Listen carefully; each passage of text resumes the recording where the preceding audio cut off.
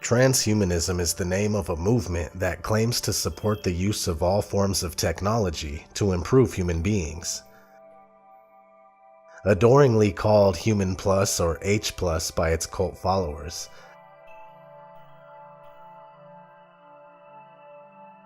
H Plus is also a magazine dedicated to transhumanism.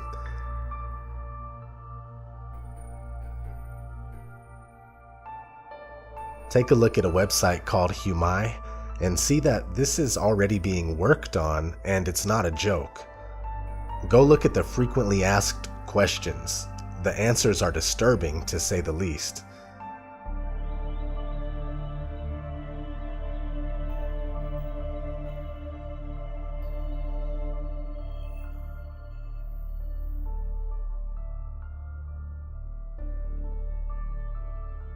It is far more than just a bunch of harmless and misguided techie nerds dreaming of sci-fi movies and making robots. It is a highly organized and well-financed movement that is extremely focused on subverting and replacing every aspect of what we are as human beings, including our physical biology, the individuality of our minds, and purposes of our lives, and the replacement of all existing religious and spiritual beliefs with a new religion of their own.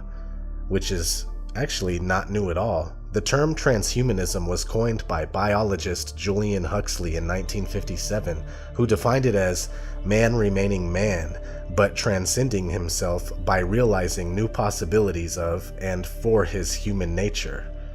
Julian Huxley was the brother of Aldous Huxley, who you may know as the author of a very famous book, Brave New World, which is a vision of the future that most people view as the New World Order.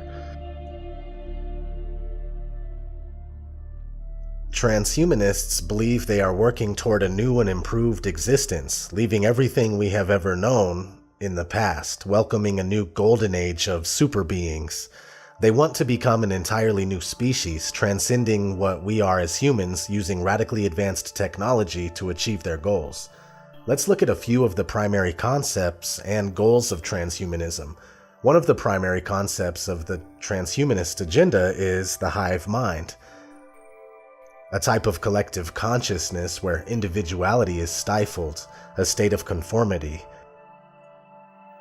One of the early transhumanist elites, along with Julian Huxley, was Sir Charles Galton Darwin, the grandson of Charles Darwin, who founded the theory of evolution. Here is one of Charles Galton Darwin's quotes relating to the hive mind.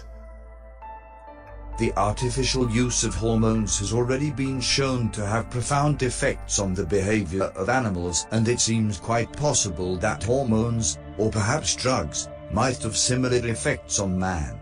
For example, there might be a drug which, without other harmful effects, removed the urgency of sexual desire, and so reproduced in humanity the status of workers in a beehive. Or there might be another drug that produced a permanent state of contentment in the recipient. After all, alcohol does something like this already, though it has other disadvantages and is only temporary in its effects. A dictator would certainly welcome the compulsory administration of the contentment drug to his subjects. The founders of transhumanism had elitist views about what humanity should be. This human beehive concept has been envisioned by the ruling elite class throughout history as an ideal society, the ultimate slave race, scientifically designed to conform, obey, and serve the needs of the elite. There's a movie from 1927 called Metropolis that pretty much depicts this whole idea. If you've seen it, then you know what I'm talking about. Transhumanists envision this hive mind as being possible when all people across the world can link their minds together using technology, creating a symbiotic existence through the new superintelligence of this collective hive mind. They refer to this collective superintelligence as the singularity. MURG, or MERG, is the acronym that transhumanists use to refer to the Mind Upload Research Group, They believe that the hive mind or singularity that they are working toward will occur when technology exists that will allow humans to upload their minds to a universal artificial memory device so that the combined intelligence of all our minds will create this new superintelligence that is the singularity or hive mind. The cult of transhumanism believes that instead of worshiping fictional gods, we should seek to become godlike ourselves.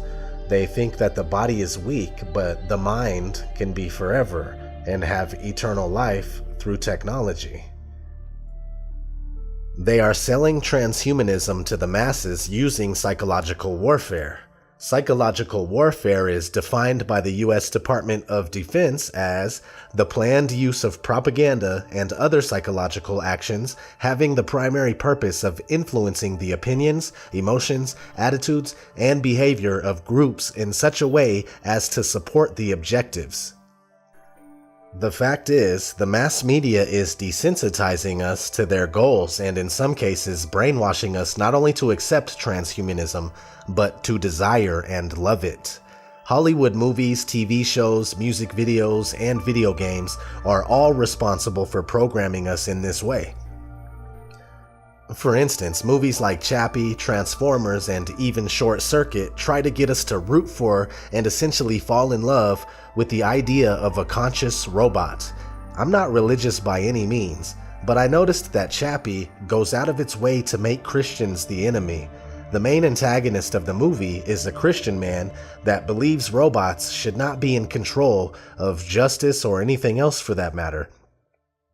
Religion or no religion, there is nothing good or beneficial about the way that we are being systematically desensitized to accept a variety of destructive and dangerous ideas, including transhumanism. Hey everybody, this is ODD. I have something very interesting today that caught my attention. Shout out to Ephesians 6 YouTube channel. I will link the video that inspired this one in the description. So let's jump right in. The term I am seems to be quite powerful and is used more often than any of us even think about. Before researching this, it was the furthest thing from my mind. Just a quick search of I am revealed many things, including a movement that believes the phrase has healing power. Most of you should be familiar with the Invictus Games logo that has a yellow I am in the center. It's pretty hard to miss, but we will get back to that. Is anyone familiar with the pop star will.i.am? Well, this is where I got hooked because I've looked into will.i.am in the past and I found that he is admittedly a futurist, meaning that he is big on the development of future technologies. Not to say that this is inherently bad, but when you understand what I am actually means, then it changes your perspective pretty quickly. So what does I am mean? I asked my brother Nicholson 1968, and here's what he had to say. When God revealed his name to Moses, he revealed himself as YHWH, all caps, or Yahweh, which is best translated as I am that I am. Here's the exact verse from Exodus 3:14. And God said to Moses, I am that I am. And he said, thus you shall say to the children of Israel, I am has sent me to you. So right there, everything began to make sense, and that's what I want to go over. So thanks to Nicholson for that.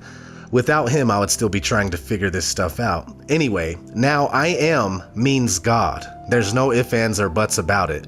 will.i.am owns a company called I Am Plus that sells just a couple of technology-based products so far. One of them is Bluetooth wireless headphones called Buttons, and they also sell a smartwatch called a Dial. When you go to the About section of I Am Plus, it says this. Founded by innovator and global music artist will.i.am, I Am Plus is a Hollywood-based technology company whose mission is to create technology hits that create a ripple effect across pop culture. Our vision is to create a community of creatives and coders, and believe that through music and technology as the first step, we can usher in a powerful new era built on AI. Artificial intelligence, of course. So this is obviously a pro-transhumanism company. Not to mention, H+ is the abbreviation for transhumanism, and there is a magazine called H+, dedicated entirely to transhumanism.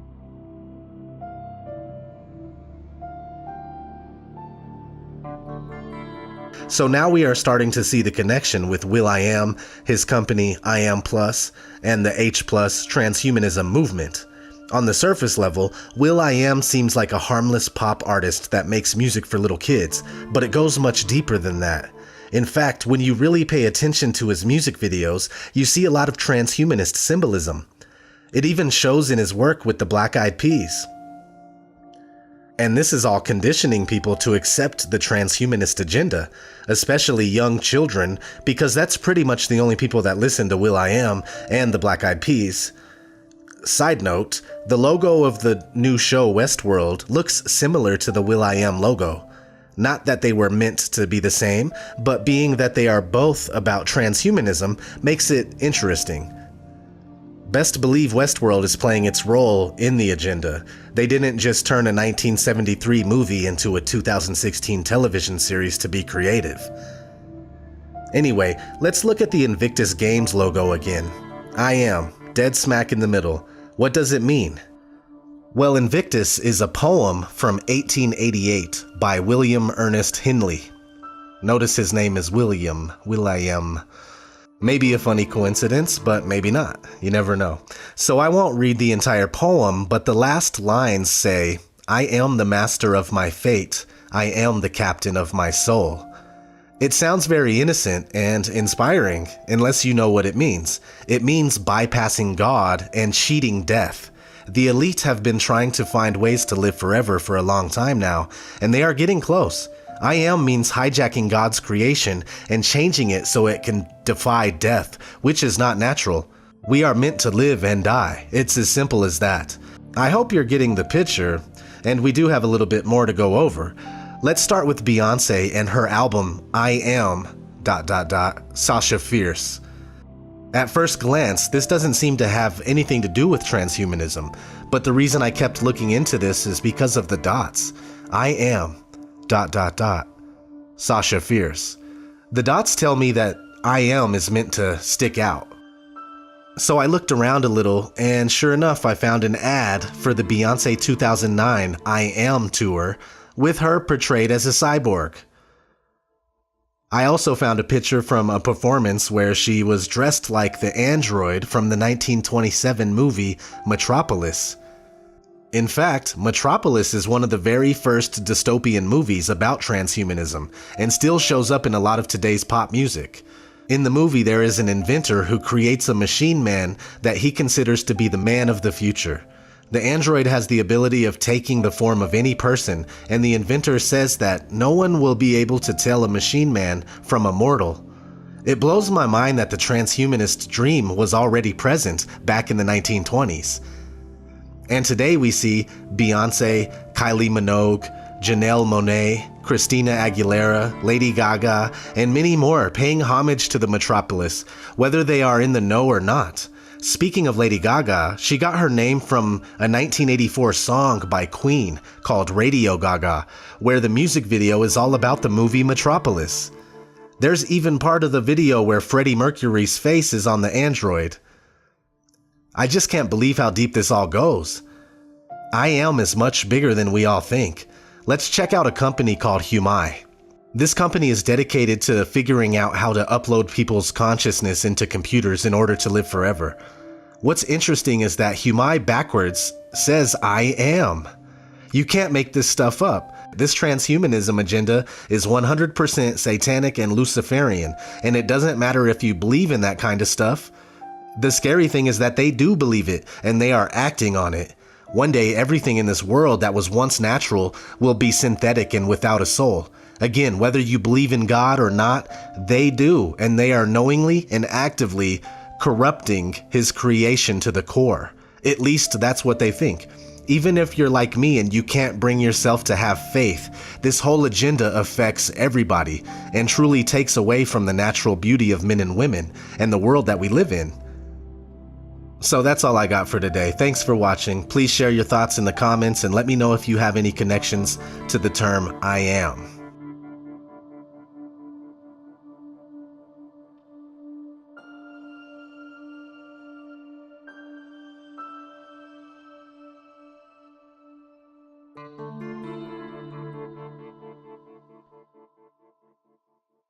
For deeper and more insightful videos about transhumanism, check out Nicholson 1968.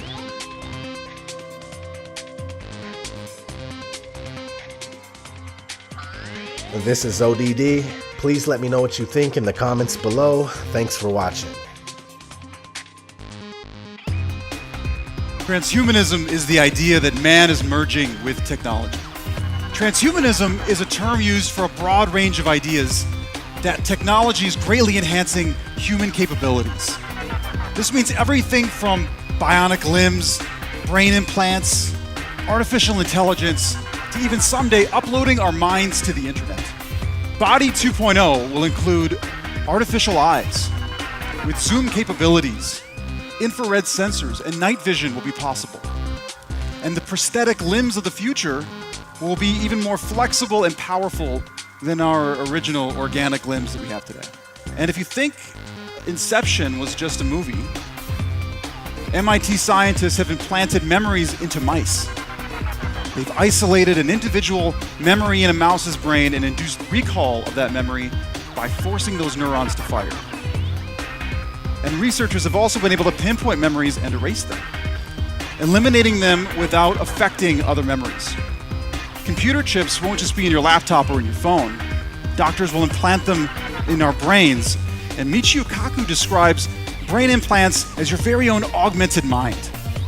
And this is the beginning of the brain net, a possible successor to the internet, a form of virtual telepathy that will allow you to create music, drive a car, communicate with other people, and even surf the web at the speed of thought.